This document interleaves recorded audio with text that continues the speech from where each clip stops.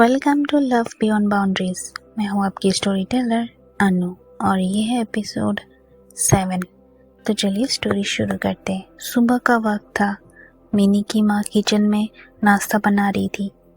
बेटा स्कूल के लिए तैयार हो रहा था और मिनी अपनी डायरी में कल की क्लाइंट विजिट का शेड्यूल लिख रही थी। माँ ने आवाज़ लगाई, मिनी खाना ले जाने वाली डब्बा मत भूलना। मिनी ने स्माइल किया, माँ मैं सेल्स एग्जीक्यूटिव हूँ, रिसेप्शनिस्ट नहीं। मुझे हर जगह प्रेजेंटेबल लगना पड़ता है। बेटे ने झूठी शिकायत की, मम्मा आप हर वक्त काम का ही सोचते हो, मुझे टाइम नहीं देती। मिनी ने उसे गले लगाया, मम्मा का काम ज़रूरी है पर तुम सबसे ज़रूरी हो, अंशु को कहा। फिर जैसे रूटीन हो फ़ोन उठाया। रिया का मैसेज था, good morning busy bee. Mini ने रिप्लाई किया, गुड मॉर्निंग मिस आईआईटी। तुम अभी तक बेड में हो या रेडी? रिया का मैसेज आता है, तुमसे बात कर रही हूँ। So technically best part of my morning.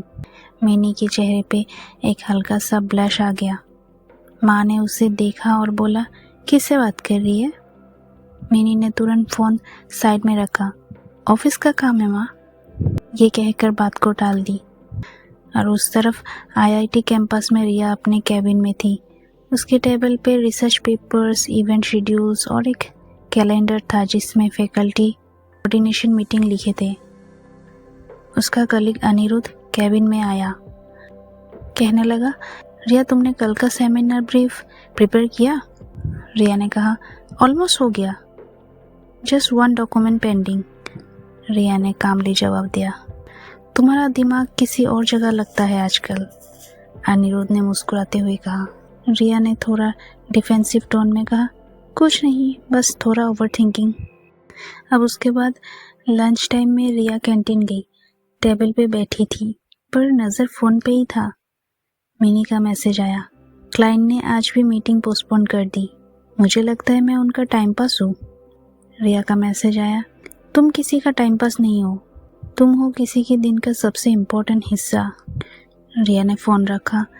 उसकी आंखों में एक सॉफ्टनेस थी। अनिरुद्ध ने पूछा, तुम्हारे चेहरे पे स्माइल का रीज़न क्या है? रिया ने बस इतना कहा, एक फ्रेंड आसाम में रहती है। और उधर मिनी का दिन हेक्टिक था। उसने एक नया जूनियर ज्वाइन होते हुए देखा, आकाश, जो नए रीजन का क्लाइंट हैंडल करेगा। आकाश फ्रेंडली था। मिनी मैम आपके क्लाइंट्स का पेज स्टाइल इम्प्रेसिव लगा। मिनी ने कैजुअली बोला, प्रेजेंटेशन मैटर करता है पर रिलेशनशिप ज़्यादा। आकाश हंस के बोला, आपका तो क्लियरली दोनों स्ट्रॉन्ग है। मिनी बस मुस्कुरा के निकल गई पर उसका मन कहीं और था। मिनी घर आई, बेटा सो चुका था, माँ टीवी देख रही थी। मिनी बैल्कनी में चली गई कॉफ़ी लेके। रिया का कॉल आया, तुम इतनी थकी सी लग रही हो, रिया ने पहले ही लाइन में कह दिया। मिनी ने कॉफ़ी सिप किया, एक नए जूनियर ने ज्वाइन किया, अच्छा काम करता है। रिया ने साइलेंस में एक सेकंड के लिए, अच्छा लगता है जब तुम अपना दिन शेयर करती हो, रिया ने कहा। मिनी ने सोचा, कितनी नेचुरल बात लगती है रिया से बात शेयर करना, जैसे कोई अपना हो। रिया, कभी कभी लगता है मैं तुमसे हर चीज़ बोल सकती हूँ। मिनी ने कन्फेस किया, बोल सकती हो और मैं सुनने के लिए हूँ। रिया की आवाज़ एक सुकून जैसी लगी। रात देर हो गई थी, दोनों ने फ़ोन नहीं रखा। रिया ने पूछा, मिनी अगर हम कभी मिलेंगे तो पहला काम क्या करोगी? मिनी ने धीरे से कहा, तुम्हें देखते ही शायद कुछ भी बोल ना पाऊँ, बस देखते रहना चाहती हूँ। रिया ने हल्का सा हंस के कहा, मुझे भी तुम्हारी आंखों में वो बातें दिखेंगी जो लफ्ज़ों से कभी नहीं कह पाई। मिनी ने आंखों को बंद किया और सोचा, ये जो कनेक्शन है वो सिर्फ स्क्रीन का नहीं, दिल का है। अब करते हैं थोड़ा सीन को शिफ्ट सुबह में। सुबह की हल्की धूप मिनी के कमरे में छाने लगी थी। उसका बेटा अभी अभी उठा था, आंखों में नींद पर चेहरे पे मुस्कान। मिनी उसके लिए टिफ़िन रेडी कर रही थी पर उसका दिमाग अब भी रात की बातों में उलझा था। माँ किचन में ही थी हमेशा की तरह, सवेरे का रूटीन संभालते हुए। पर माँ की आंखों में एक छुपा हुआ कंसर्न था। उन्हें मिनी की बदलते चेहरे की आदतें दिख रही थी। कभी हंसते हुए फ़ोन पे देखना, कभी किसी बात पे खामोश हो जाना। मिनी, सब ठीक तो है ना? माँ ने पूछा हल्की मुस्कुराहट के साथ। हाँ माँ, बस थोड़ा काम का प्रेशर है माँ। मिनी ने झूठ नहीं बोला, पर पूरा सच भी नहीं कहा। अब मिनी ऑफिस पहुंची तो आज का एक नया ट्रेनी इंट्रोड्यूस किया गया, नीलेश, जो थोड़ा ओवर फ्रेंडली था। हर किसी से ज़्यादा बात करने की आदत थी इसकी, और मिनी उस टाइप के लोगों से थोड़ा दूर रहती थी। मैम, आपका सेल्स स्पीच सुना था मीटिंग में, इम्प्रेसिव, नीलेश ने कहा। मिनी ने एक फॉर्मल स्माइल दी। थैंक्स, काम पे ध्यान दो। पर रिया का मैसेज उसी वक्त आया जैसे उसकी फीलिंग्स डिटेक्ट कर ली हो किसी ने। मैसेज में लिखा था, आज सुबह कुछ ज़्यादा ही खूबसूरत लग रही हो क्या, या फिर कोई नया एडमायर कर रहा है? मिनी का चेहरा हल्का सा लाल हो गया। ये लड़की सीरियसली? मिनी का रिप्लाई गया, तुम आईआईटी में काम करती हो या मेरी सीसीटीवी हो? रिया का रिप्लाई, तुम्हारे मूड से मेरी दुनिया चलती है जान। मिनी ने आंखों में हैरानी और हंसी दोनों मिला के फ़ोन रख दिया। रिया आईआईटी कैंपस के एक कॉर्नर में लैपटॉप लेके बैठी थी। रिसर्च डाटा कंपाइल करना उसका काम था, लेकिन उसका दिमाग मिनी के उस स्माइली के आसपास घूम रहा था जो उसने रिप्लाई में भेजा था। तभी घर से कॉल आया। माँ की तीखी तीखी सी आवाज़ थी, रिया, आज बाबा को डॉक्टर के पास ले जाना मत भूलना, ब्लड प्रेशर फिर से बढ़ गया है। मैं कल आऊँगी माँ, आज काम काफ़ी है, रिया ने कहा। लंच ब्रेक में मिनी कैंटीन के कोने में बैठी थी।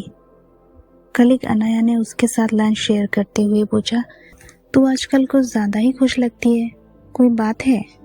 मिनी ने बस एक मुस्कुराहट दी। नहीं, बस थोड़ा वक्त बदल रहा है। वक्त या कोई? अनाया ने टीस किया। मिनी ने सिर्फ पानी पिया, कुछ बोला नहीं। पर उसके फ़ोन पे एक मैसेज आया, रिया का, लंच में क्या खा रही हो? मेरी तरफ से एक वर्चुअल सैंडविच भेज रही हूँ।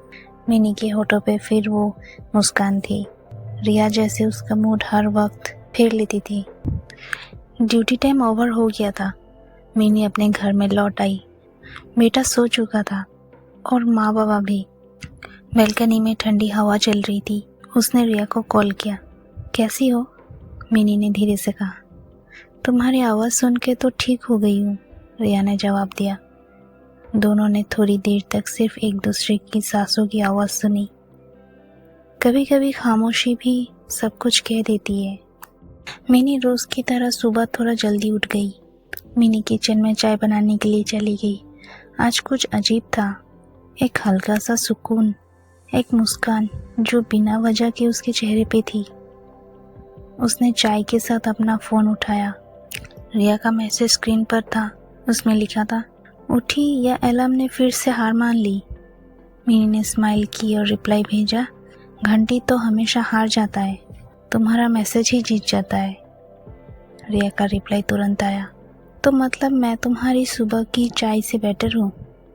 मिनी थोड़ा ब्लश की, पर सिर्फ एक स्माइलिंग इमोजी भेजकर बात ख़त्म कर दी। कुछ चीज़ें कहना मुश्किल होता है, स्पेशली जब दिल कुछ ज़्यादा ही कहने लगी। मिनी आज थोड़ा ज़्यादा बिजी थी। एक नए प्रोडक्ट का पिच प्रिपेयर करना था। टीम के साथ स्ट्रेटेजी डिस्कस करते हुए भी उसका दिमाग कभी कभी किसी और डायरेक्शन में चल रहा था। तभी उसके फ़ोन पर एक मैसेज पॉपअप हुआ, रिया का, आज ऑफिस में कितने लोग तुम्हें देखे बिना बोर हो रहे होंगे? मिनी ने आंखें घुमाई, लेकिन अंदर ही अंदर मुस्कुरा गई। मिनी ने मैसेज किया, तुम कभी नॉर्मल बात नहीं कर सकती क्या? कोशिश की थी, तुम्हारी तस्वीर देखी और बात फिर से नॉर्मल नहीं रही। मिनी ने मैसेज रीड करके रिप्लाई नहीं किया, पर उसके दिल ने एक छोटी सी उलझन महसूस की। ये लड़की उसकी दिन का सबसे खूबसूरत हिस्सा बन चुकी थी, बिना किसी लेबल के। कोलकाता में रिया अपने डेस्क पे बैठी रिसर्च पेपर का डाटा कलेक्ट कर रही थी। आईआईटी का एनवायरनमेंट हसल बसल से भरा था, पर उसका डेस्क एक अलग ही दुनिया था।